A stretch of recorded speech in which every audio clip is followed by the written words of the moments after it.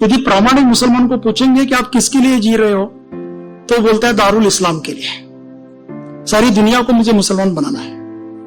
ईसाइयों को पूछेंगे आप किसके लिए जी रहे हैं, तो बोलता है किंगडम ऑफ गॉड, यीशु का राज्य सभी दुनिया में लाने के लिए। और हिंदू को पूछेंगे आप किसके लिए जी रहे हैं, वो बोलता है भाई साहब मर नहीं रहे ना, इसलिए जी रहे हैं। देश को सैन्य चाहिए, देश को संत चाहिए, देश को प्रचारक चाहिए। लड़का एक ही है, तो सैनिक कौन बनेगा, संत कौन बनेगा, प्रचारक कौन बनेगा। आज फिर एक बार सीमा के 45 जिले 40% से ज्यादा मुसलमान बन गए हैं, लेकिन उत्तर प्रदेश के 10 जिलों में एक भी बीजेपी का कैंडिडेट चुनकर आया नहीं है। जो हरिद्वार है, हरिद का द्वार, वो हरिद्वार 23% मुसलमान अभी बन गया है। तो सभी गृह मंत्री चर्चा कर रहे हैं। मुफ्ती मोहम्मद सईद ने अपने देश में जो घुसपैठिया है उनकी संख्या 80 लाख बताई थी, और माननीय मनमोहन सिंह जी ने अपने देश के घुसपैठियों की संख्या 4 करोड़ बताई थी।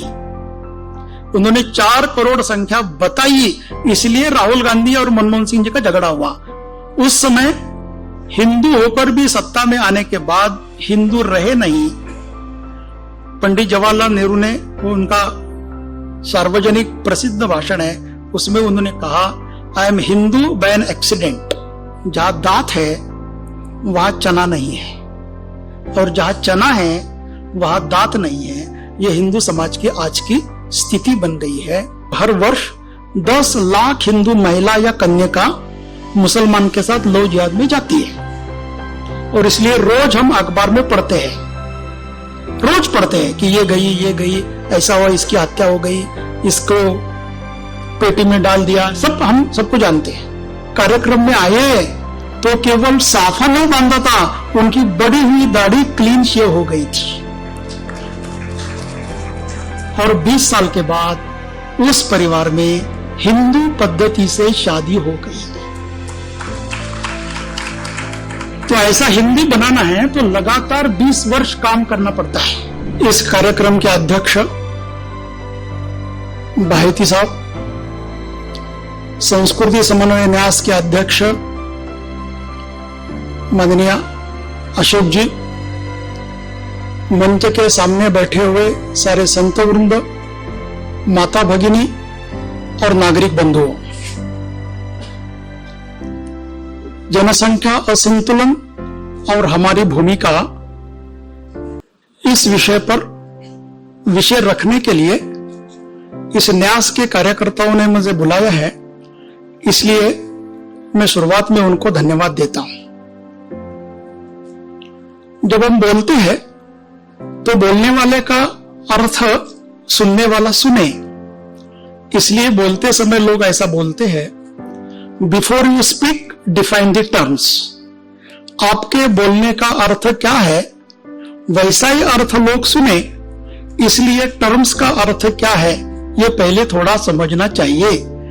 इसलिए जब जब मैं बोलूंगा कि हिंदू जनसंख्या, तो इसका अर्थ ये समझना कि जिनको हिंदू कोड बिल लागू होता है, हिंदू कोड बिल हिंदुओं को लागू होता है, जैन, सिख, बुद्ध, इन सबको हिंदू कोड बिल लागू होता है। ये सब जनगणना में अलग अलग माने जाते हैं, लेकिन आज के प्रवचन में इन सबके लिए मैं समान शब्द उच्चारूंगा, वो है हिंदू।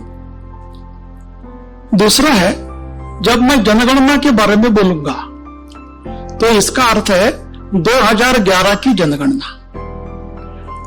बार बार 2011 का दोहराऊंगा नहीं, उसके अलावा कुछ आंकड़े देना है तो उस जनगणना का उल्लेख करूंगा, अन्यथा यह समझना कि मैं 2011 के बारे में ही बोल रहा हूं।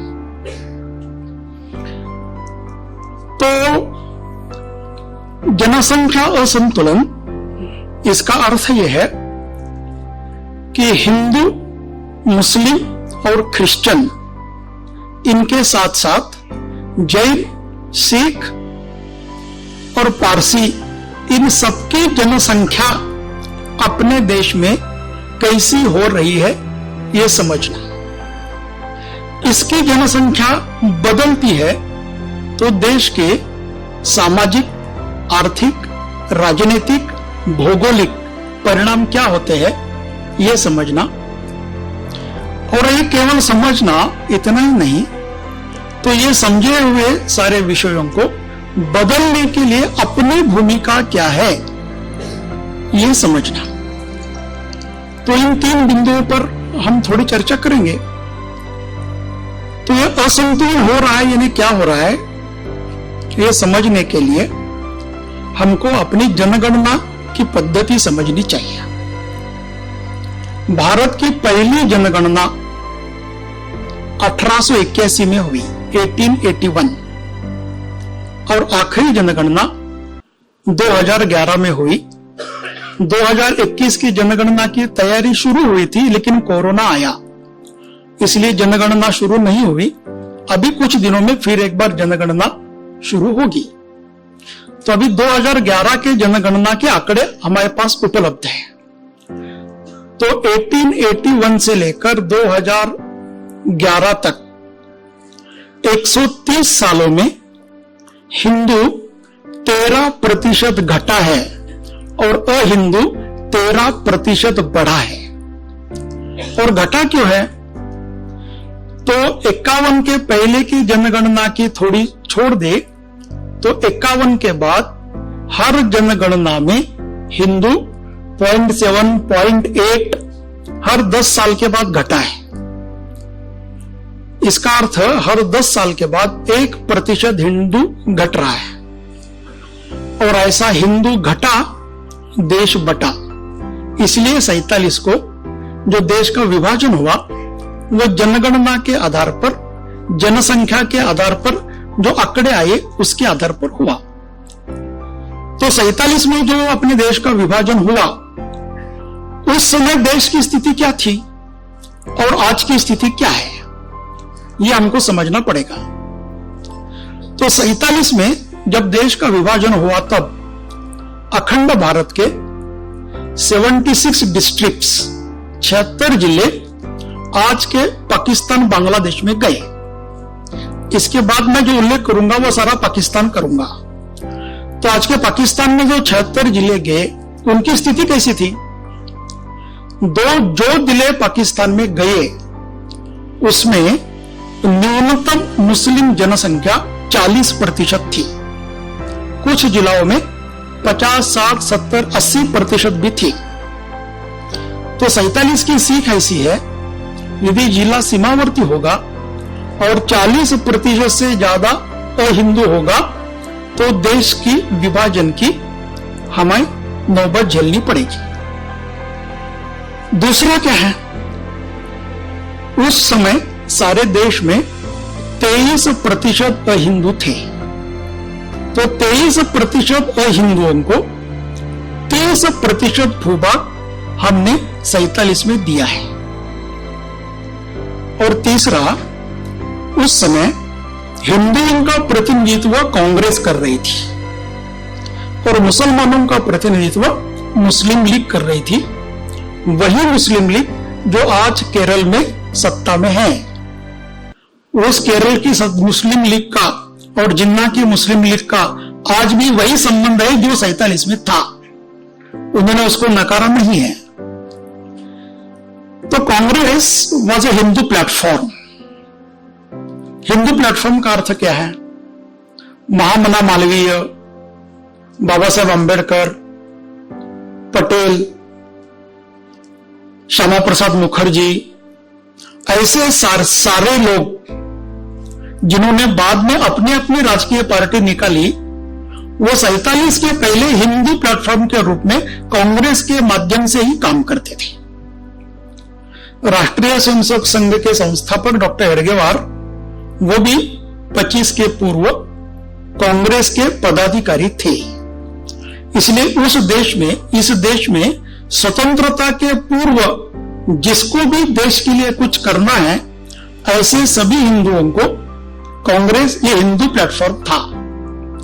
और इसलिए इस देश का मैं विभाजन नहीं होने दूंगा, ऐसे 45 तक महात्मा गांधी बोलते थे और सारा हिंदू समाज उस समय हिंदू नेता के रूप में महात्मा गांधी पर विश्वास रखता था। महात्मा गांधी ने यह भी कहा था कि मैं मेरे शरीर के टुकड़े होने दूंगा लेकिन भारत के टुकड़े नहीं होने दूंगा।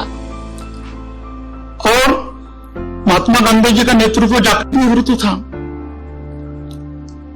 लेकिन महात्मा गांधी जी ने विभाजन के लिए हाँ बोला और 47 में विभाजन हो गया। विभाजन का इतिहास की चर्चा करने के लिए मैं यहां आया नहीं हूं, लेकिन उस समय कांग्रेस के साथ साथ हिंदुत्व के बारे में बोलने वाले हिंदू महासभा भी थी। श्यामा प्रसाद मुखर्जी ने बहुत बारी आंदोलन मुर्शिदाबाद में किया था, इसलिए मुर्शिदाबाद 40% से ज्यादा मुसलमान होने के बावजूद भी पाकिस्तान में नहीं गया। आज मुर्शिदाबाद की कैपेसिटी, मुर्शिदाबाद की संख्या 62% मुसलमान है। तो ऐसे मुस्लिम जो सारी जनसंख्या है, उस जनसंख्या के आधार पर और जो सारे नेता है, वो सारे नेता कांग्रेस के नाम पर काम करते थे और हिंदू प्लेटफॉर्म था। और राष्ट्रीय स्वयंसेवक संघ की उस समय ताकत केवल मध्य प्रांत में थी। CP and bearer, central province और बेरर यानी आज का मध्य प्रदेश और महाराष्ट्र का थोड़ा हिस्सा, जिसमें संघ की स्थापना हुई थी। ऐसे 4-4.5 हजार गांवों में देश के मध्यवर्ती भागों में संघ का काम था। 1940 में डॉक्टर हेडगेवार जी ने कहा था कि मैं भारत के लघु रूप को नागपुर में देख रहा हूं। लघु रूप को देख रहा हूं, इसका अर्थ 6.5 लाख गांवों में मध्य प्रांत के अलावा केवल 1000 शाखाएं थी। इसका अर्थ सारे देश भर में 7 लाख गांवों में संघ का अस्तित्व 5000 गांवों में था। इससे थोड़ा बड़ा अस्तित्व हिंदू महासभा का था, क्योंकि वह राजकीय पार्टी उस समय काम करती थी और ये सारे विभाजन को विरोध करते थे और कांग्रेस ने विभाजन को मान्यता दी थी। इसलिए 47 के समय हिंदू संख्या 23%, 30% हमने भूभाग दिया। हिंदू नेतृत्व उन्होंने मान्यता विभाजन को दी थी। वो 47 का सिनेरियो है। आज की स्थिति क्या है? आज फिर एक बार सीमा के 45 जिले 40% से ज्यादा मुसलमान बन गए हैं। केरल का उत्तर केरल वो मुस्लिम बहुल बन गया है। केरल का मलप्पुरम जिला 80% मुसलमान बन गया है और केरल से सटे हुए जो कन्याकुमारी है, वो कन्याकुमारी 49% क्रिश्चियन बन गया है। इसलिए अभी हमने सुना होगा कि कन्याकुमारी जिले में वो लड़की ईसाई नहीं बन रही है, इसलिए उसको प्रेशर लाया और उसने आत्महत्या की। और कन्याकुमारी के एक मुख्याध्यापक ने कहा कि मैं क्रिश्चियन हूं, मैं तिरंगा को नहीं मानती, इसलिए मैं फ्लैग होस्टिंग करने वाली नहीं हूं। ये बहुत पुरानी बातें नहीं बोल रहा हूं मैं, अभी की 1 महीने भर की बातें मैं सारे बोल रहा हूं। और सारे देश भर में मदरसा पर झंडा लगता नहीं था। असम, बंगाल, उत्तर प्रदेश में अभी बीजेपी का गवर्नमेंट है, लेकिन उत्तर प्रदेश के 10 जिलों में एक भी बीजेपी का कैंडिडेट चुनकर आया नहीं है।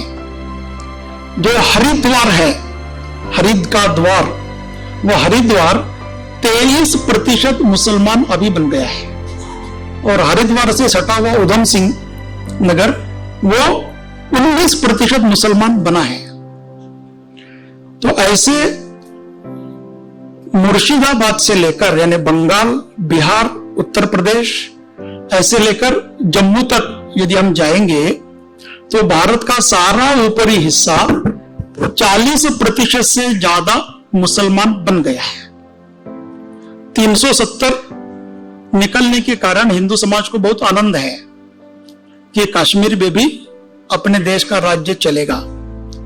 लेकिन आज जम्मू रीजन में जो 10 जिले हैं, कश्मीर रीजन के 10 जिले मोर देन 97% मुस्लिम आज है ही, वो पहले भी थे। जम्मू रीजन के जो 10 जिले हैं उसमें से केवल 4 जिले मुस्लिम बहुल है, 4 जिले हिंदू बहुल है, 6 जिले मुस्लिम बहुल है। इसलिए आज के जम्मू रीजन की डेमोग्राफी देखते हैं तो जम्मू रीजन में मुस्लिम 61% है। तो ऐसे देश की डेमोग्राफी विविध राज्यों की बदल रही है। और ये सारे जो आंकड़े आए अभी जो मैंने बताए, वो सारे आंकड़े पहली बार अधिकृत सरकार ने प्रकाशित किए 96 में। 91 के जनगणना के बाद जब माननीय लाल कृष्ण आडवाणी जी गृह मंत्री थे और जयंत कुमार भाटिया अपने सेंसस कमिश्नर थे, तो पहली बार रिलीजियस डेमोग्राफी अधिकृत गवर्नमेंट से प्रकाशित हुई। वो गवर्नमेंट से अधिकृत प्रकाशित होने के बाद centre for policy studies Chennai ने 1881 से लेकर 2011 तक सभी सेंसस का अध्ययन करके अभी जो मैंने बताया वो निष्कर्ष उन्होंने निकाला। और जब ये सारे आंकड़े आए तो 2004 के एक बैठक में उस समय माननीय अशोक जी सिंघल, आज जो सरसंघ चालक है, माननीय भागवत जी और देश के ऐसे 50-60 प्रमुख कार्यकर्ताओं की एक बैठक वृंदावन में हुई थी। और वृंदावन में पहली बार वो देश के आंकड़े कैसे बदल रहे हैं ऐसा प्रेजेंटेशन जेके बजाज, जितेंद्र कुमार बजाज, जिन्होंने किताब लिखा है, सबके सामने रखा। और उसके बाद प्रश्नोत्तरी का कार्यक्रम था। तो प्रश्नोत्तरी के कार्यक्रम में एक कार्यकर्ता ने जेके बजाज जी को पूछा, ये सारे आप आंकड़े बता रहे हो, ये आंकड़े बदलने के लिए क्या करना चाहिए? तो जितेंद्र कुमार बजाज जी ने कहा कि मैं डेमोग्राफर हूं, मेरे सामने जो आंकड़े आते हैं उसका मैं विश्लेषण करता हूं, वो बदलना कैसे ये मैं नहीं जानता हूं, लेकिन भागवत जी कुछ प्रयास करेंगे तो हो सकता है कि ये आंकड़े बदल सकते हैं। और फिर 96 में धर्म जागरण समन्वय नाम की गतिविधि शुरू हो गई। और गतिविधि शुरू हो गई तो ये बदले हुए आंकड़े, ऐसे ये डेमोग्राफी बदल क्यों रही है, इसका अध्ययन शुरू हो गया। मैं 96 से धर्म जागरण का काम कर रहा हूं, सारे देश में प्रवास कर रहा हूं, सेंसस का अध्ययन कर रहा हूं, तो ये बदल क्यों रहे हैं? इसका अध्ययन करने के बाद 3 बिंदु ध्यान में आए। जनसंख्या बदलने के 3 मुख्य कारण। उसमें से पहला मुख्य कारण है अपने देश में होने वाली घुसपैठ यानी इनफिल्ट्रेशन। मुफ्ती मोहम्मद सईद से लेकर माननीय अमित भाई शाह तक सारे गृह मंत्रियों ने इन पार्लियामेंट अपने देश में कितने घुसपैठिया है इसकी संख्या दी है। और अभी इस पार्लियामेंट में जो सेशन अभी हुआ उस सेशन में भी रोहिंग्या पर चर्चा हुई, तो सभी गृह मंत्री चर्चा कर रहे हैं। मुफ्ती मोहम्मद सईद ने अपने देश में जो घुसपैठिया है उनकी संख्या 80 लाख बताई थी, और माननीय मनमोहन सिंह जी ने अपने देश के घुसपैठियों की संख्या 4 करोड़ बताई थी। उन्होंने 4 करोड़ संख्या बताई, इसलिए राहुल गांधी और मनमोहन सिंह जी का झगड़ा हुआ। उस समय जिन्होंने प्रेस पढ़ी होगी उन सबको वो पता है। तो 4 करोड़ घुसपैठिया अपने देश में रहते हैं, इसका अर्थ यूरोप का एक पूरा देश अपने देश में घुसपैठियों के रूप में रहता है। यानी पूरा फ्रांस, पूरा इंग्लैंड, इनकी जितनी जनसंख्या है उतनी जनसंख्या अपने देश में घुसपैठिया रहते हैं। तो रोटी, कपड़ा, मकान, सुरक्षा, इन सभी विषयों के लिए भारत सरकार का इन सभी विषयों पर कितना खर्चा होता है। एक एक देश का जितना बजट है उससे ज्यादा खर्चा ये सारे अपने देश में घुसपैठी आ रही है, इसके लिए भारत में काम करना पड़ता है। और रोहिंग्या भी कन्याकुमारी से लेकर जम्मू तक किसी भी गांव में जाएंगे तो अवैध मुसलमान भारत के सभी गांवों में हैं। और वो यदि सभी गांवों में हैं तो वहां के हिंदुओं के रोजगार उन्होंने छीन लिए हैं। कम पैसे में मजदूरी करना, क्योंकि उनको यदि काम नहीं करेंगे तो यहां खेती तो कुछ है नहीं, तो कम मजदूरी में काम करना और हिंदुओं को मजदूरी से रिप्लेस करना, ये सारे देश भर में चल रहा है। तो ऐसी एक कारण है घुसपैठी। और 4 करोड़ यानी 4%। तो 4% घुसपैठी का अर्थ क्या होता है? अपने देश में स्वतंत्रता के बाद जो मुसलमान रहे उनकी संख्या 9.5% थी। आज वो संख्या 14.5% हो गई है। और ईसाइयों की संख्या 51 के जनगणना में 0.8% थी। आज वो जनगणना 8% हो गई है। तो ये 14.5 यानी 15 और 8 फिर एक बार अहिंदू बदल गए हैं, यानी 13% अहिंदू फिर एक बार बदले हैं। द ओनली वेरिएबल, एक बदलाव क्या हुआ है? एग्जिस्टेंस ऑफ हिंदू फोर्सेस, इतने भी बदला है। उस समय 5,000 गांवों में थे, आज 1 लाख गांवों में है, इतना ही बदल है। उस समय हिंदू होकर भी सत्ता में आने के बाद हिंदू रहे नहीं। पंडित जवाहरलाल नेहरू ने, उनका सार्वजनिक प्रसिद्ध भाषण है, उसमें उन्होंने कहा I am Hindu by an accident. जब अटल जी आए तो पहला पंतप्रधान ऐसा था कि वो बोल रहा था हिंदू तन मन हिंदू जीवन, रग रग मेरा हिंदू परिचय। और वर्तमान पंतप्रधान पहले टेन्योर में विदेश में जाते थे या विदेश से कोई आता था तो हर व्यक्ति को भेंट स्वरूप भगवद गीता देते थे और वो बोलते थे दुनिया को भारत ने देना ऐसा ही एकमात्र तत्वज्ञान है। सारी दुनिया यदि भगवद गीता सीखेगी तो भारत में और दुनिया में शांतता रहेगी। ऐसे बोलने वाले पंतप्रधान अभी आए हैं और सारे देश भर में हिंदू 1 लाख गांवों में हिंदू जनसंख्या, सारे संगठनों का अस्तित्व है। लेकिन जनसंख्या तो घट ही रही है, हिंदुत्व की ताकत बढ़ रही है, लेकिन अभी भी हिंदू जनसंख्या घट रही है। तो हिंदू जनसंख्या घटने का दूसरा कारण है प्रजनन दर। प्रजनन दर यानी हर महिला अपने जीवन में जितने बच्चों को जन्म देती है उसको प्रजनन दर कहते हैं। ऐसा हिंदू प्रजनन दर 2.2, मैं फिर एक बार बोल रहा हूं, 2011 की जनगणना, हिंदू प्रजनन दर 2.2, मुस्लिम प्रजनन दर 3.5। और ऐसा प्रजनन दर 51 से लेकर 2011 तक हिंदू और मुस्लिम प्रजनन दर में हमेशा 1.5 गुना अंतर रहा है।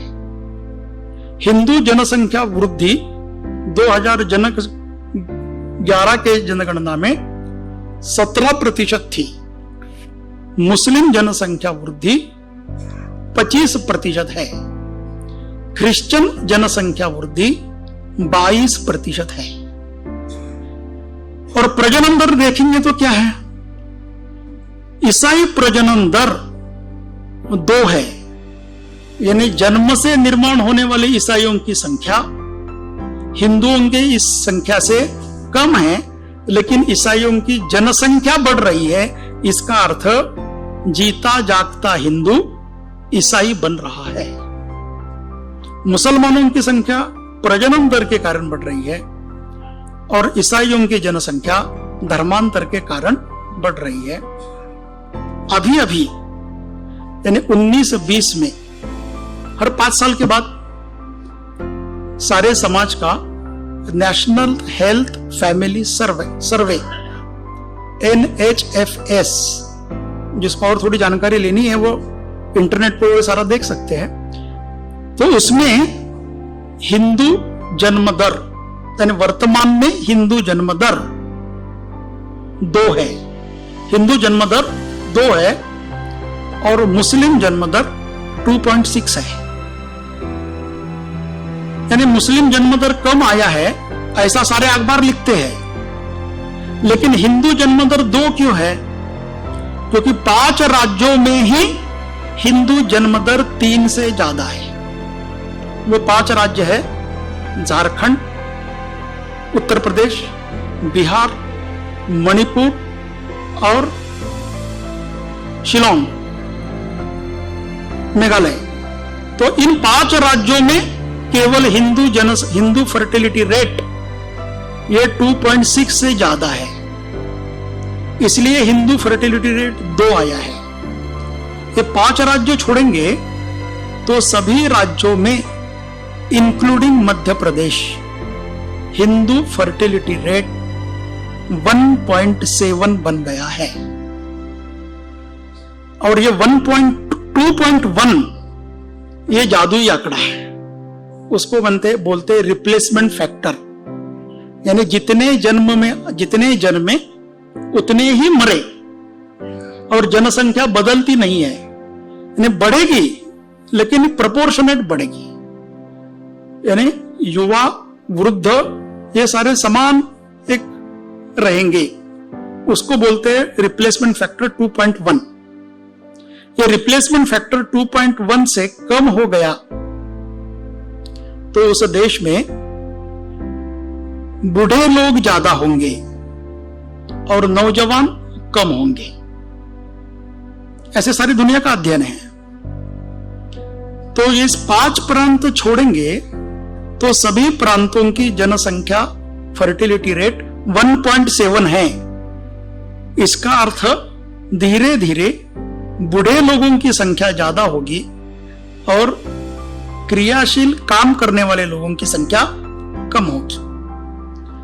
दूसरा विश्लेषण ऐसा है 0 to 6, यानी आज जो जन्म लेते हैं बच्चे, उस जन्म लेने वाले बच्चों में मुस्लिम बच्चों का दर हिंदू बच्चों से दुगना है। तो 20 साल के बाद हिंदू बच्चों का फर्टिलिटी रेट 1.7 रहेगा, 20 के बाद 20 साल को और कम हो जाएगा और मुसलमानों का बर्थ रेट हिंदुओं से लगभग दुगना रहेगा। तो देश में जो युवा होंगे उस युवा में मुस्लिम जनसंख्या हिंदू जनसंख्या से प्रोपोर्शनेट में ज्यादा रहेगी, ऐसा इसका अर्थ होता है। कुल मिलाकर जो जनसंख्या रहेगी 110 करोड़, उस 110 करोड़ में 40 करोड़ युवा है आज भारत में। इसलिए आज के पंतप्रधान उसको बोलते हैं कि हमारे यहाँ यूथ डिविडेंड है, यानी युवा शक्ति ज्यादा है, इसलिए कार्य शक्ति ज्यादा है। वो सही भी है, लेकिन वो जो ज्यादा है वो कहाँ है? वो ज्यादा है वो बिहार में है, उत्तर प्रदेश में है, उड़ीसा में है, मेघालय में है। केरल, आंध्र, कर्नाटक, महाराष्ट्र, गुजरात, इन सभी प्रांतों में लेबर यदि चाहिए तो बिहार, उत्तर प्रदेश, झारखंड, छत्तीसगढ़ इससे ही जाना पड़ेगा। वहां का इंडिजिनियस लेबर नहीं है। तो मैं कोट्टायम के प्रवास में गया था, तो लेने के लिए जो कार्यकर्ता आया सामान्य था दक्षिण कर्नाटक, आंध्र, तेलंगाना, केरल, वहां के गांव के कार्यकर्ताओं को हिंदी नहीं आता, इंग्लिश भी नहीं आता, तो इसलिए कोई दुभाषा लगता है। तो वो जो कार्यकर्ता मुझे लेने के लिए आता वो अत्यंत फ्लुएंट हिंदी में बोल रहा था। तो मैंने कहा कि इतनी अच्छी हिंदी बोल रहे हो, आप मुंबई में रहे क्या? तो बोलता है मैं मुंबई में नहीं रहा हूं, लेकिन मेरी गार्डन है, रबर गार्डन, और उस रबर गार्डन में 100 मजदूर काम करते हैं। वो सारे मजदूर बिहार और उत्तर प्रदेश से है, उनसे बात करना है तो मुझे हिंदी सीखनी पड़ती है। तो ऐसा सारे देश भर में माइग्रेशन है। ये जैसे भारत में है वैसे दुनिया में है। ऑस्ट्रेलिया का फर्टिलिटी रेट 1.4 है, यूरोप अमेरिका का फर्टिलिटी रेट 1.6 है।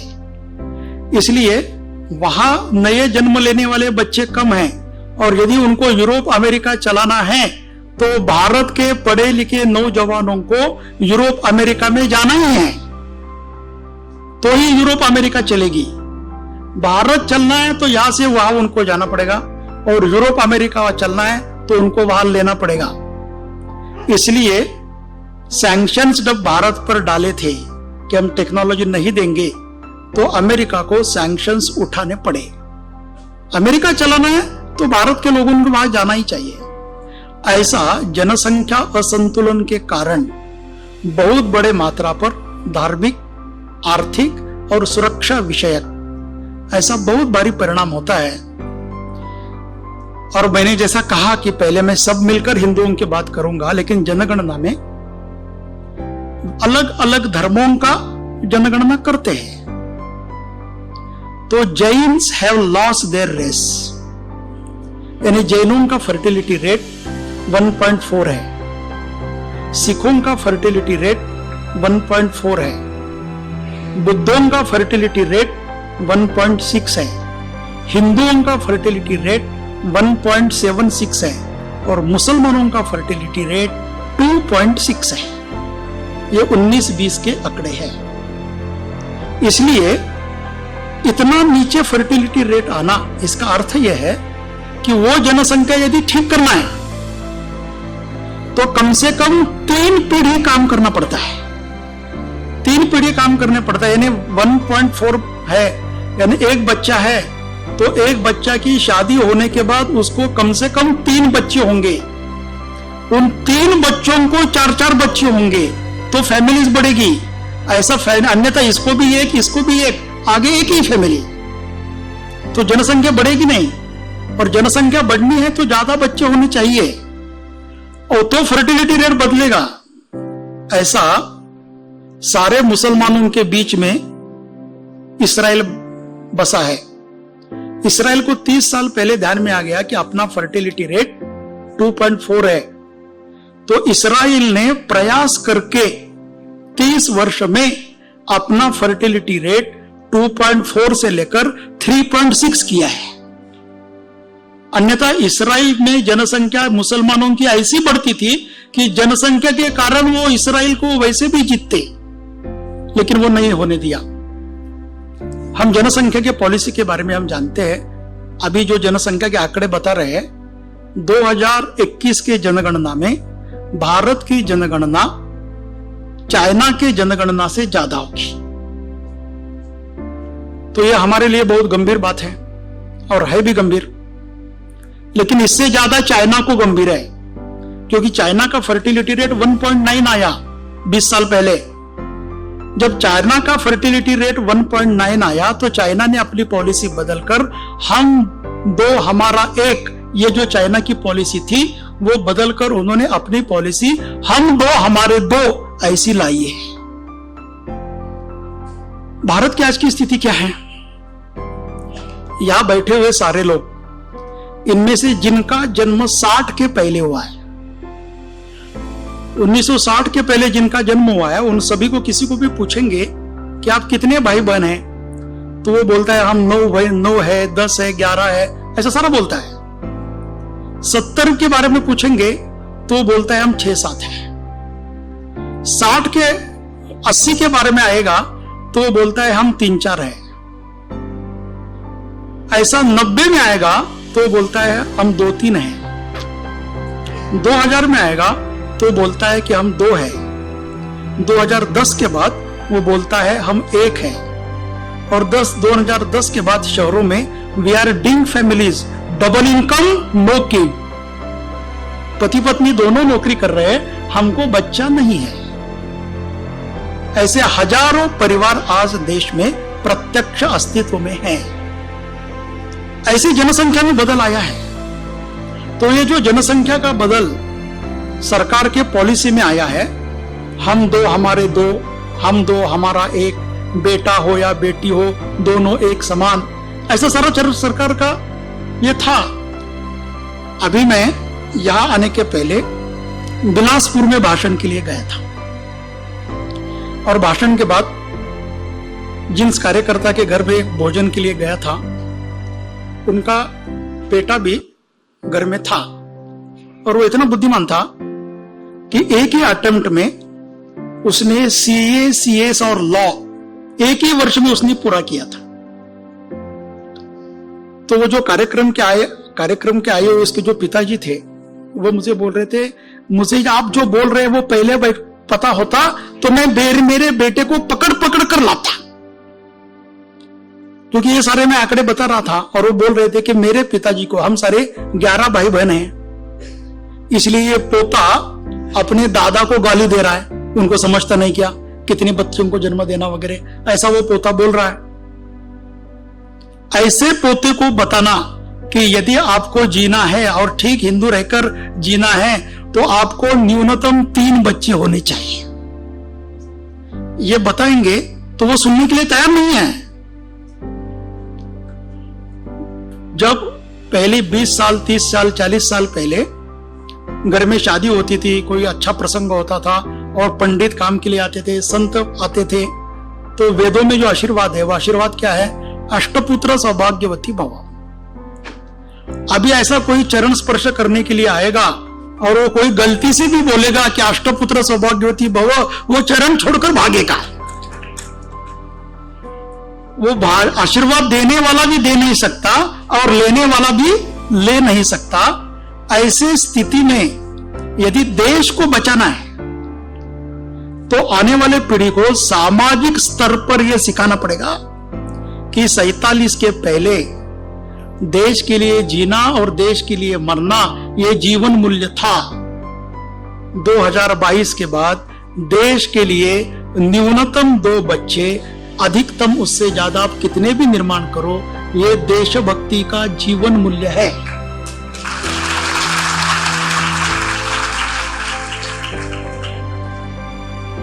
ये तालियां बजाने का विषय नहीं है, यानी तालियां बजा सकते हैं, लेकिन ऐसा 15 साल पहले मेरा एक मेरठ में भाषण हुआ था। जब मेरठ में भाषण हुआ था तो जिसमें घर में मैं गया था भोजन के लिए, उसको अभी पिछले साल में गया था, 15 साल के बाद उस घर में मैं गया था। वो संघ के कार्यकर्ता थे, उनका बड़ा बच्चा इंजीनियरिंग के 3rd ईयर में था और वो नगर का रहवा था, और छोटा बच्चा 2री में था। तो उन्होंने परिचय करा दिया, तो मैंने कहा ये क्या है? वो बोलते आपके भाषण का परिणाम है। तो मैंने कहा कि यदि मेरे भाषण का परिणाम है तो छाती निकलकर जो सारी नव दंपत्ति है उनको आपका पराक्रम सबको ठीक समझाना। ऐसा यदि नहीं होगा तो डेमोग्राफी बदलने वाली नहीं है। जब मैं भाषण देता हूं तो बहुत सारे लोग बोलते हैं आपको 2 बच्चे जन्म करो, 3 जन्म बच्चे करो। ये आपको बोलना तो बहुत आसान है ना, क्योंकि आप प्रचारक है। एक को कैसा संभालना है हमको पता है, आपको तो एक भी बच्चा नहीं है तो आप कुछ भी बोलते हैं, तो उसमें क्या है? एक बच्चे को संभालना है तो एक की स्कूल 3 लाख 4 लाख स्कूल की फी है। MBA को सीखना है तो उसको 40 लाख रुपए देना पड़ता है। मेडिकल को डालना है तो 2 करोड़ देना पड़ता है। ऐसे यदि हमको खर्च करना है तो दूसरा बच्चा जन्म देना यह कितना कठिन है। ये सही भी है। तो मैंने कहा कि बचपन में मैंने सुना था, संघ के एक ज्येष्ठ प्रचारक हमारे घर में आते थे। वो क्या बोलते थे? पहला बच्चा यानी बड़ा बच्चा इज फादर्स प्रॉपर्टी, छोटा बच्चा मदर्स प्रॉपर्टी, और जो बीच वाला है वो नेशनल प्रॉपर्टी। नेशनल प्रॉपर्टी का अर्थ क्या है? देश को सैन्य चाहिए, देश को संत चाहिए, देश को प्रचारक चाहिए। लड़का एक ही है तो सैनिक कौन बनेगा, संत कौन बनेगा, प्रचारक कौन बनेगा? और वही एकमात्र लड़का विदेश में गए तो माता पिता को कौन संभालेगा? और डॉक्टर ऐसा बोलते हैं, या भी कुछ बैठे होंगे, कि यदि 2 बच्चे होंगे तो उनका जो घर में वो जब बड़े होते हैं तो psychologically they are well balanced. और 2 बच्चे होंगे, 3 बच्चे होंगे तो ही अगली पीढ़ी में चाचा, काका, फूफा, ताऊ ये होगा। बच्चा यदि एक ही है तो ना काका है ना फूफा है, कोई नहीं है। और हिंदू समाज में परिवार यही हमारी इकाई है। परिवार टिकेगा तो हिंदू समाज टिकेगा, परिवार नहीं टिकेगा तो हिंदू समाज टिकने वाला नहीं है। और परिवार भी टिकना है और वो परिवार हेल्दी टिकना है। बच्चों को भी शेयरिंग करना है, मेरी वस्तु दूसरे को देना है, भाई को देना है, बहन को देना है, मित्रों को देना है। तो ऐसा नहीं देगा तो खींच कर लेने वाला भाई बहन घर में होनी चाहिए। वो नहीं होता है तो उस बच्चा भी एग्रेसिव बनता है। ऐसे सारे मानसोपचार तज्ञ बोल रहे हैं। और ये मैं बोल रहा हूं ऐसा नहीं। अभी रशिया के जो अध्यक्ष है पुतिन, मैं तो 3 बच्चे के बारे में बोल रहे हैं। पुतिन तो बोल रहा है कि रशिया को ठीक करना है तो सबको 11 बच्चे होने चाहिए। और लंदन का यानी इंग्लैंड का प्राइम मिनिस्टर ऐसा बोलता है, यदि लंदन को हमको इंग्लैंड रखना है तो हमको 5 बच्चे होने चाहिए। तो ये केवल मैं बोल रहा हूं ऐसा नहीं, जिनको डेमोग्राफी के बारे में, अपने देश के बारे में चिंता है, वो सब लोग ऐसे बोल रहे हैं।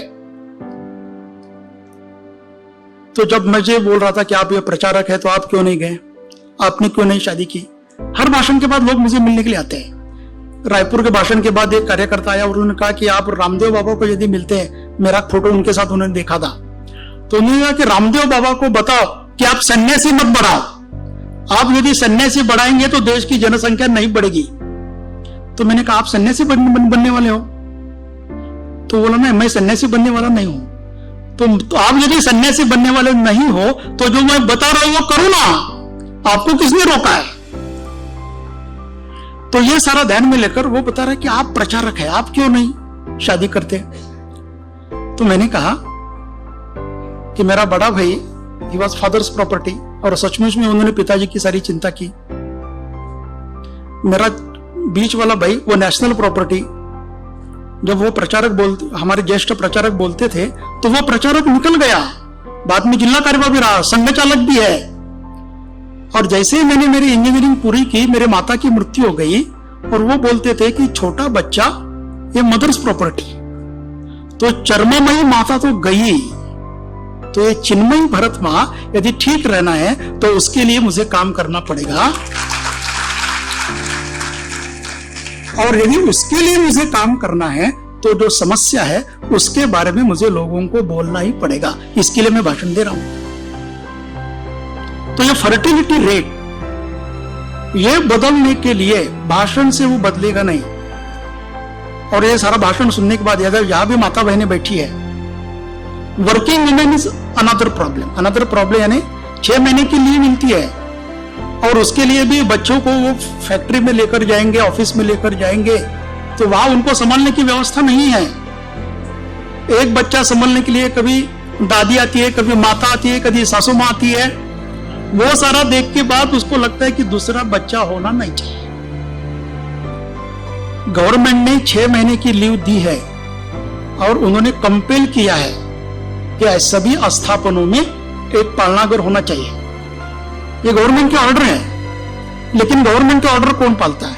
गवर्नमेंट ने बोला है कि हुंडा बंदी होनी चाहिए, लेकिन हुंडा न लेते हुए शादी करने वाले कितने हैं? गवर्नमेंट कहता है कि जातीयता, अट्रोसिटी, हमने विषमता नहीं पालना चाहिए, फिर भी अट्रोसिटी पर केस होती ही है। गवर्नमेंट कहता है कि भ्रष्टाचार नहीं होना चाहिए, लेकिन ईडी का रोज बातमी आ रही है और हर एक के घर में 50 करोड़, 100 करोड़, 200 करोड़, 1000 करोड़ पुराने भी और नए भी नोट मिल रहे हैं। तो कानून से ये बदलेगा नहीं, उसके लिए कुछ सामाजिक व्यवस्था भी करनी पड़ेगी।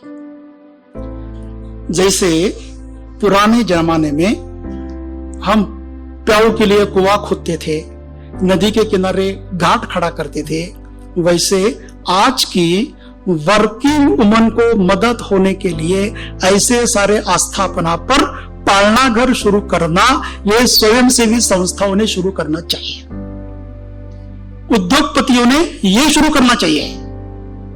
ऐसा यदि शुरू करेंगे और उनको लगेगा कि मेरे बच्चे की परवरिश ठीक होती है, तो there is a chance for a second child.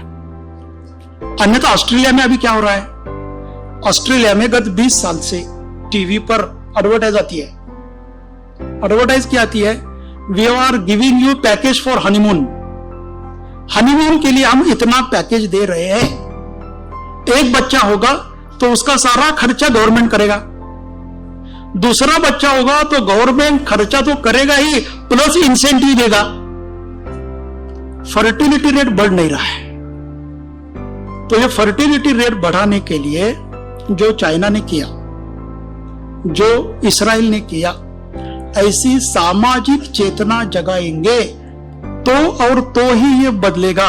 सामाजिक चेतना नहीं जगाएंगे तो पूज्य गोविंद गिरी जी को ये सारे में आंकड़े धर्म जागरण के बैठक में वो बहुत बार आते हैं, भाषण भी करते हैं, लोगों को मार्गदर्शन भी करते हैं, तो ये सारा मैं आंकड़े उनको बता रहा था। तो नासिक के उनके कथा में मैं गया था, जहां जहां वो मिलते हैं वहां मैं जाता ही हूं। तो कथा में गए तो उन्होंने मुझे बताया कथा में क्या बताना, तो उन्होंने सारे हमारे विषय बहुत सारे पढ़े भी है, पुस्तिका भी मैंने दी है।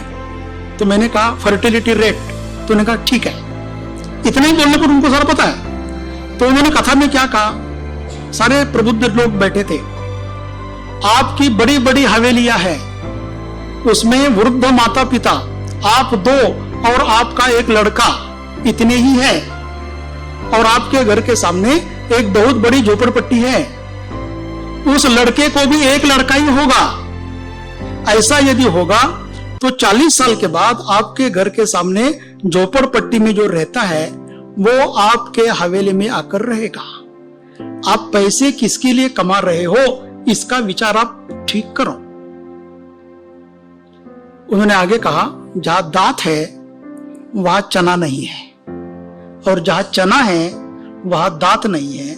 यह हिंदू समाज की आज की स्थिति बन गई है, और इसलिए सभी ने अपने अपने परिवारों में कहना चाहिए, first child is father's property, second child is national property, third child is mother's property. ऐसे न्यूनतम 3 होने ही चाहिए। तो एक कार्यकर्ता मुझे मिलने के लिए आया और बोला, भाई साहब 3 तो बहुत कठिन है। तो मैंने कहा 3 कठिन है तो 2 तो करो। अभी तो सारा मामला 1 पर अटक गया है, मामला 1 पर अटका है, इसलिए बहुत सारी किताबें अभी प्रकाशित हो रही है। क्या आपका नातू हिंदू रहेगा? सारे कैराने में पलायन हो गया है, बोडोलैंड से पलायन हो रहा है, केरल में पलायन हो रहा है, हरिद्वार से पलायन हो रहा है, उधम सिंह नगर से पलायन हो रहा है, पलायन भी हो रहा है और जमीनें भी खरीदी जा रही है। ऐसा करते करते करते प्रेशर ऐसा आएगा कि ये यदि सारा मेरे साथ रहना है तो मैं धर्म भी छोड़ दूं। अभी पलायन कर रहे हैं, फिर धर्म का पलायन होगा। यह स्थिति बदलनी है तो हमको आज ही सचेत होना पड़ेगा और 30-40 साल के लिए काम करना पड़ेगा, तो ही यह स्थिति बदल सकती है। अन्यथा यह स्थिति बदलने की कोई गुंजाइश दिखती नहीं है। इसलिए संघ ने अपने प्रतिनिधि सभा में एक प्रस्ताव पारित किया है कि भारत सरकार ने भी एक जनसंख्या नीति निश्चित करनी चाहिए। और जनसंख्या नीति निश्चित करना, इसका अर्थ केवल 2 बच्चों को और 3 बच्चों को जन्म देना ऐसा नहीं है। जनसंख्या नीति निश्चित करना यानी जो घुसपैठिए अंदर आए हैं उनका क्या करना, सबको खदेड़ना, उनका वोटिंग रेट कम करना, उनको असिमिलेट करने के लिए, कल्चरल असिमिलेट करने के लिए क्या करना, पॉलिटिकल डिप्रीवेशन के लिए क्या करना, यह सारा नीति में आता है। यदि प्रांतों की जनसंख्या प्रजनन दर बदल रहा है तो उन प्रांतों में क्या करना चाहिए, ऐसे सारे विषयों के बारे में एक होलिस्टिक नीति सरकार ने भी करना चाहिए और समाज ने भी अमल करना चाहिए।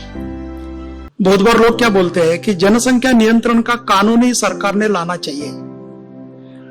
इंग्लिश में एक कहावत है, to speak about the unknown thing is very easy. जिस विषय के बारे में पता नहीं है उस पर हम बहुत अच्छा मत दे सकते हैं, क्योंकि हम क्या बोलते हैं ये हमको समझता नहीं है।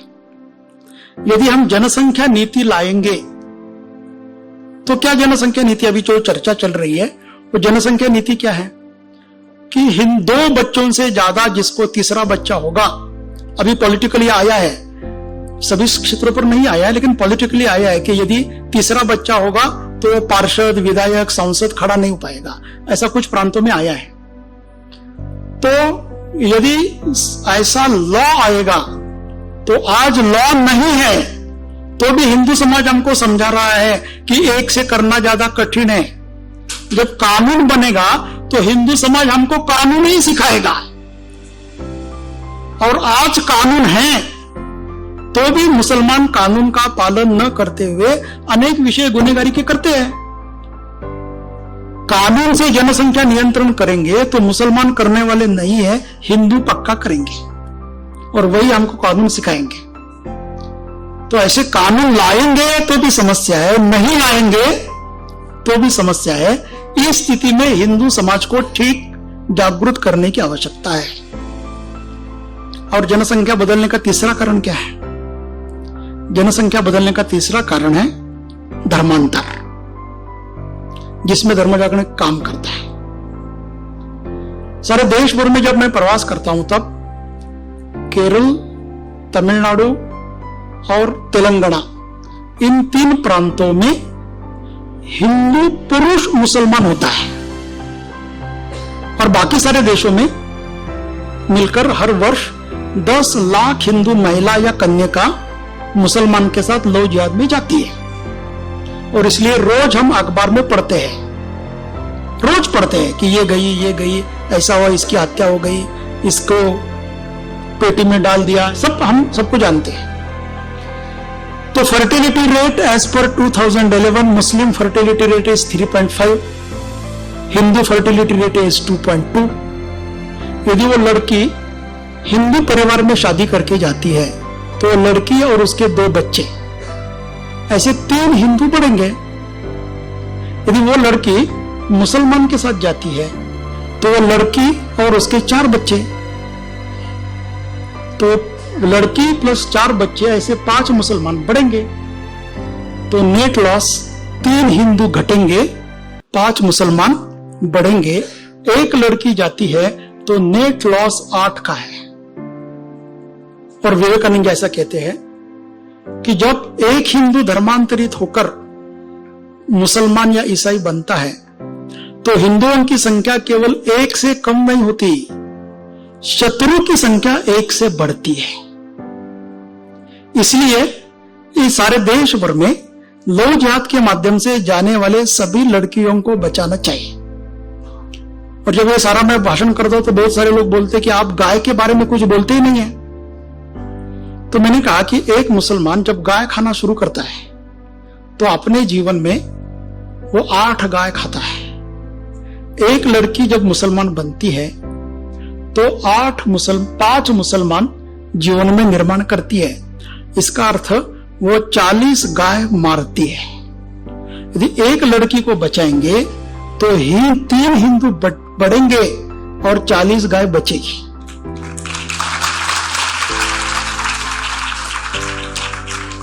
तो इन सभी विषयों का विचार करना है। और लोग क्या बोलते हैं कि इन सभी का विचार करना है तो हमें क्या करना चाहिए।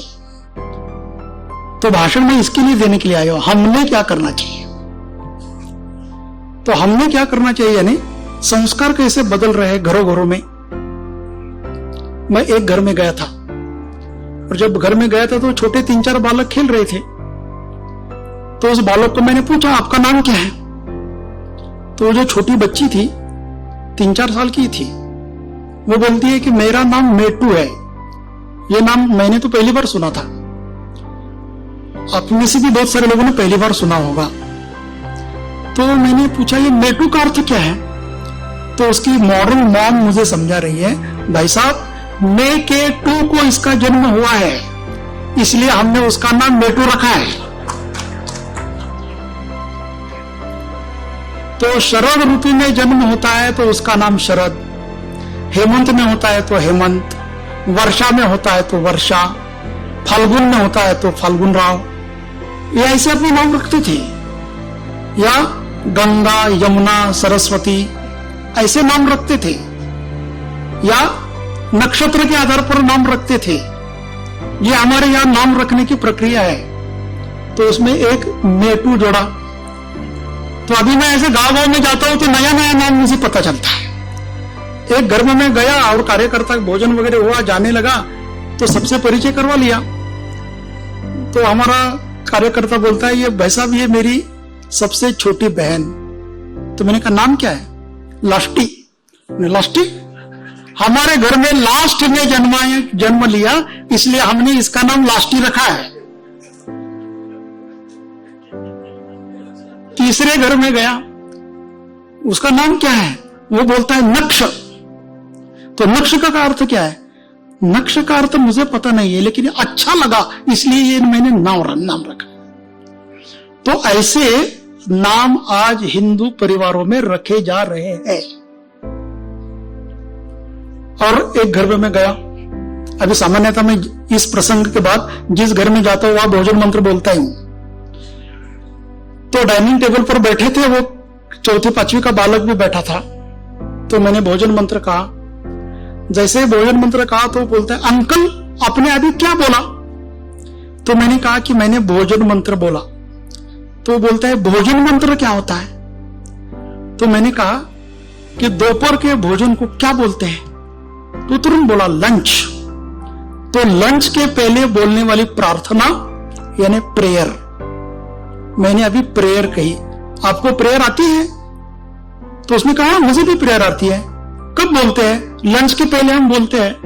तो आप क्या बोलते हैं? तो तुरंत वो बोला let us be thankful for what we are going to receive. जो अन्य ग्रहण हम करने जा रहे हैं उसके प्रति हम कृतज्ञ हैं। तो ये परमेश्वर, गॉड, ईश्वर जो भी हम बोलेंगे वो ओमनीपोटेंट, ओमनीप्रेजेंट, सर्वज्ञ है। यदि आप इंग्लिश में बोलेंगे तो भी उसको समझेगा कि कृतज्ञ ही है, संस्कृत में बोलेंगे तो भी समझेगा, और हिंदी में बोलेंगे तो भी समझेगा। लेकिन समस्या आगे है। जैसे ही वो बोला let us be thankful for what we are going to receive, तो उसने भोजन टेबल पर क्रॉस किया। तो मैंने उसको माताजी को कहा आज प्रेयर में क्रॉस कर रहा है, थोड़ा और बड़ा बनेगा तो पूजा करने के लिए बोलेगा तो आपको वो क्रॉस करने वाला है। छोटी छोटी बातों से संस्कार बदलते हैं, और ये संस्कार परिवार से यदि टूटेंगे तो धर्मांतर के लिए कोई बहुत समय लगेगा, ऐसी स्थिति नहीं है। संभ्रांत परिवारों में भी अभी बहुत बड़ी मात्रा धर्मांतर सब देश में हो रहा है। और देश में सारे परिवारों में न्यूक्लियर फैमिलीज बन गई है, माता पिता और एक लड़का। तो 3 लोग 3 अलग अलग कमरे में बैठते हैं और अलग अलग टीवी देखते हैं, एकत्रित बैठकर भोजन भी नहीं करते।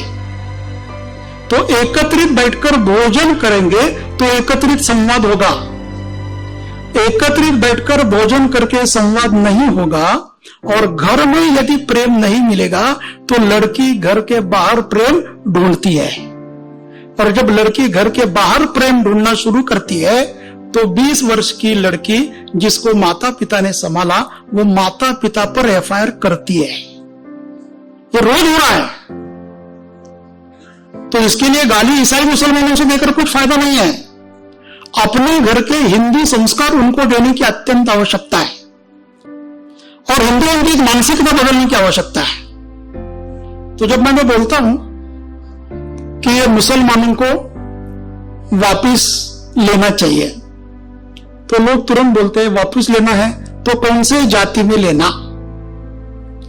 तो मैंने कहा कि आपके पास है कोई मुसलमान ऐसा कि जिसको कौन से जाति में आना यह समस्या है? तो बोलता है ऐसा तो मुसलमान हमारे पास नहीं है। तो मैंने कहा कि फिर आप हाइपोथेटिकल क्वेश्चन क्यों पूछते हो? जो प्रश्न आपके पास है ही नहीं वो पूछते क्यों हो? मैं हर साल 3000 मुसलमानों को हिंदू बना रहा हूं। सभी मुसलमानों को अपनी जात पता है। देश के 15 करोड़ मुसलमानों में से 3.5 करोड़ मुसलमानों को अपनी जाति पता है। हम कब मुसलमान हुए उनको पता है, हमारा गोत्र क्या है उनको पता है, हमारा कुलदेवत क्या है उनको पता है। और ऐसे सैकड़ों मुसलमान मुझे पता है कि उनके घर में जब अंदर अंदर जाएंगे तो उनके घर में उन्हें छिपाए हुए देवता भी घर में है। और ऐसे सारे मुसलमान ऐसा बोल रहे कि हमको हिंदू होना है, तो हमको हिंदू होना है ऐसा जब मुसलमान बोलता है तो समस्या उसको हिंदू बनाने के लिए हिंदू समाज तैयार नहीं है, यह समस्या है। और इसलिए हिंदू समाज को तैयार करना, पृथ्वीराज चौहान के जैसे जो चौहान वंशज राजस्थान में पहली बार वापिस आना शुरू हो गया तो चर्चा शुरू हो गई कि लड़कियों की शादी कौन करेगा। तो संघ के तालुका कार्यवाह, फिर जिला कार्यवाह रहे और फिर बाद 5 बार विधायक और 2 बार सांसद रहे रासा सिंह रावत जी ने जाहिर कार्यक्रम में बताया कि मेरे लड़के के लिए अनुरूप किसी भी परिवार की लड़की होगी तो उसके साथ मैं शादी करूंगा, ऐसा उन्होंने कहा। और चौहान वंशीय 70,000 मुसलमान अभी वापिस आ गए हैं। एक सामाजिक स्तर पर यह प्रक्रिया शुरू होती है। जब गुजरात में 20 साल पहले वहां के सारे राजपूत कार्यकर्ताओं को 52 संगठनों के राजपूत आगेवान उनको एकत्रित करके उनके सामने मैंने पहला प्रस्ताव रखा 20 साल पहले कि जो ऐसे गए हैं उनको वापस लेना चाहिए। तो उसमें जो प्रमुख राजपूत थे वो बोलते थे गधा कभी घोड़ा बन सकता है? आप ये क्या बोल रहे हैं, वो गधे है, वो घोड़ा नहीं बन सकता। हमने प्रयास नहीं छोड़े। 20 साल पहले वो जो बोल रहे थे कि गधा घोड़ा नहीं बन सकता, वो गांव-गांव में जाकर आप ही बता रहे हैं जनसंख्या असंतुलन ठीक करना है तो जो अपने भाई मुसलमान बने हैं उन सबको हिंदू बनाने की प्रक्रिया शुरू करनी चाहिए। तो लोग उनको पूछते हैं प्रक्रिया शुरू करना है तो करना क्या है? तो गुजरात में मुस्लिम हब भरूच जिले में है। तो भरूच जिले में बहुत बड़े मात्रा पर राजपूत मुसलमान हैं। उन सबको पता है कि हम कब मुसलमान बने, कैसे बने, मोहम्मद बेगड़ा ने क्या किया वगैरह सब पता है। तो हमने एक पहला कार्यक्रम दिया कि सारे राजपूत शस्त्र पूजन करते हैं, तो शस्त्र पूजन के कार्यक्रम के लिए उनको बुलाना। तो बुलाने के लिए कौन जाएगा? जो शस्त्र पूजन करते हैं वही जाएंगे, और कौन जाएगा? तो राजपूत समाज के सारे प्रमुख कार्यकर्ता बैठक करके उन्होंने तय किया कि हम इन मुसलमान राजपूतों को बुलाने के लिए जाएंगे। वो बैठक में मुझे बोलते हैं भाई साहब क्या बोल रहे हैं आप, उन सभी के तो हमने राम जन्मभूमि के समय पीटा है, मंदिर को विरोध करते थे। तो मैंने कहा उस समय पीटा है, अभी जाकर बुलाना है, जिस समय जो आवश्यक है उस समय वो करना। तो गए जाति समय ये भी थोड़े कैसा बुलाना क्या बुलाना इस मनस्थिति में। और जिसको बुलाने के लिए जाए थे उसको फोन किया कि हम मिलने के लिए आ रहे हैं, तो वो भी डरा कि इतने सारे राजपूत मेरे घर में क्यों आ रहे हैं।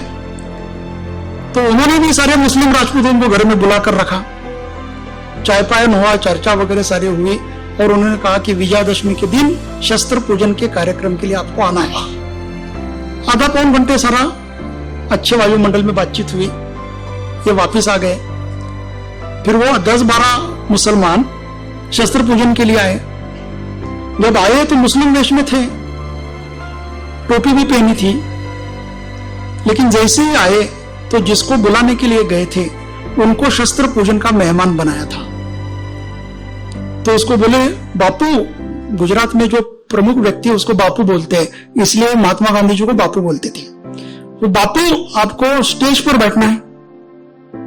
जैसे इस बापू को यानी मुस्लिम राजपूत को पता चला कि मुझे स्टेज पर बैठना है तो उसकी गोल टोपी उसके जेब में गई, वो मैं मंच पर गया।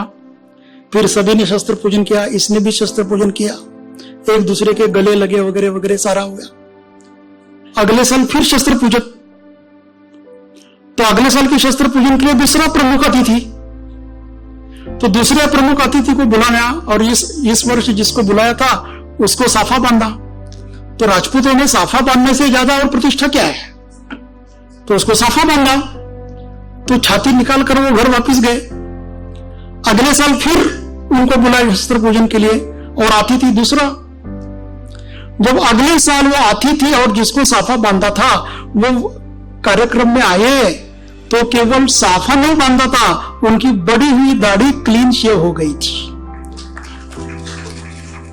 और 20 साल के बाद उस परिवार में हिंदू पद्धति से शादी हो गई। तो ऐसा हिंदू बनाना है तो लगातार 20 वर्ष काम करना पड़ता है, उनके गोत्र ढूंढने पड़ते हैं, उनके जो सारे वंशावली लेखक है उन वंशावली लेखकों को ढूंढना पड़ता है। उस वंशावली लेखकों को वो उनके घर में जाना बंद किया है तो उनको दक्षिणा हमको देनी पड़ती है, लेकिन आप उनके घर में जाकर बोलो कि आपके परदादा मुसलमान बने थे, उसके पहले सारे हिंदू ही है।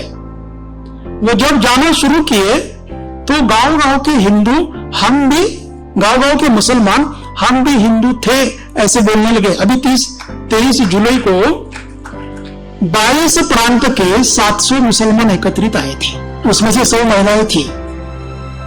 22 लोगों ने भाषण किया, 10 हिंदुओं ने भाषण किया। उस 22 के 22 लोगों ने कहा कि हम तो सारे हिंदू ही हैं, हमारी ये कुल देवता है, हमारा ये गोत्र है, शादी में बात ऐसा देते हैं, हम नामकरण ऐसा करते हैं, हमको हिंदू बना लो। समस्या हिंदू समाज की है। ऐसे हिंदू समाज को जब जगाएंगे तो घर वापसी भी होगी।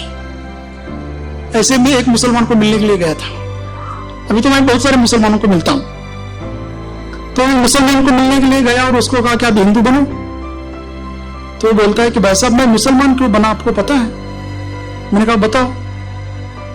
मुसलमानों ने मुझे कुत्ते जैसा पीटा, तब मुझे ध्यान में आया यदि मुझे जीना है तो मुसलमान बनना पड़ेगा, इसलिए मैं मुसलमान बना। यदि आप में हिम्मत है तो आप मुझे कुत्ते जैसा पीटो तो मैं वापस हिंदू बन जाऊंगा। जब तक हिंदू समाज की ऐसी ताकत और स्थिति नहीं आएगी तब तक मैंने हिंदू क्यों बनना है? आप ही तो मार खाते हो। यदि आप मार खाते हो और हमको मारने में आनंद आता है तो हम हिंदू क्यों बने? इसका मुझे आप उत्तर दो। लेकिन यदि आप मारने की स्थिति में आएंगे तो हम जरूर हिंदू बनेंगे। यह हिंदू समाज है, यह मुसलमान समाज की आज की मनस्थिति है।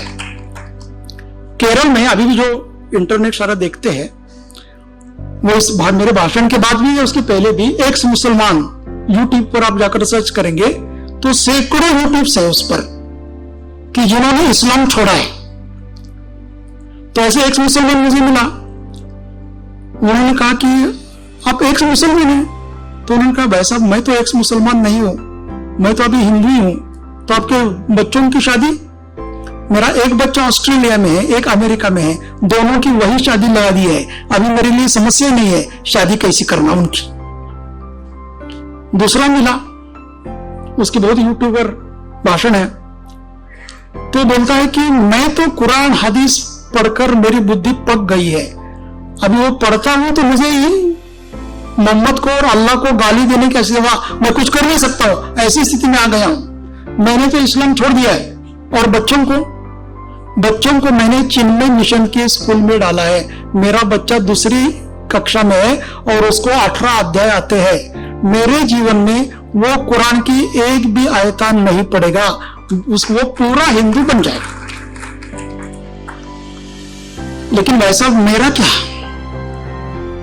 मैं कैसे हिंदू बन सकता हूं? पत्नी अभी मुसलमान है, रिश्तेदार मुसलमान है, वो हिंदू बनने के लिए तैयार नहीं है। मैं हिंदू बनूंगा तो मेरी हत्या करेंगे।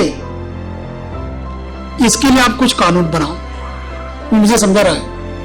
और ऐसे एक्स मुस्लिम्स, उनका सम्मेलन पिछले वर्ष केरल में हुआ, वो सम्मेलन में 7,000 लोग आए थे और इस वर्ष सम्मेलन जो होगा उनका कहना है कि 10,000 लोग आएंगे और ऐसे सारे केरल में एक्स मुस्लिम की संख्या कुछ लाख में है। केरल ने उत्तर प्रदेश में संपर्क शुरू किया तो उत्तर प्रदेश में भी एक्स मुसलमान हैं। तो मुसलमानों को जब विश्वास आएगा कि हिंदू बनने के बाद हिंदू समाज हमारा रक्षण करेगा, तो मुसलमानों की होड़ लगेगी, समस्या हिंदू समाज में है। तो ऐसे हिंदू समाज को जगाना, इसके लिए धर्म जागरण है। मुसलमानों से गाली देकर कुछ फायदा होने वाला नहीं है। हिंदू को पक्का सच्चा हिंदू बनाना।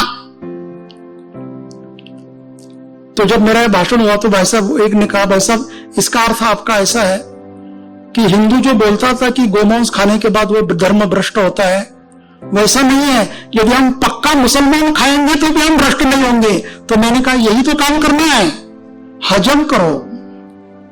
मुसलमानों को हजम करने का हजमा जब जैसे जैसे हिंदू समाज में बढ़ेगा तभी मुसलमानों की जनसंख्या कम होगी, दूसरा मार्ग नहीं है।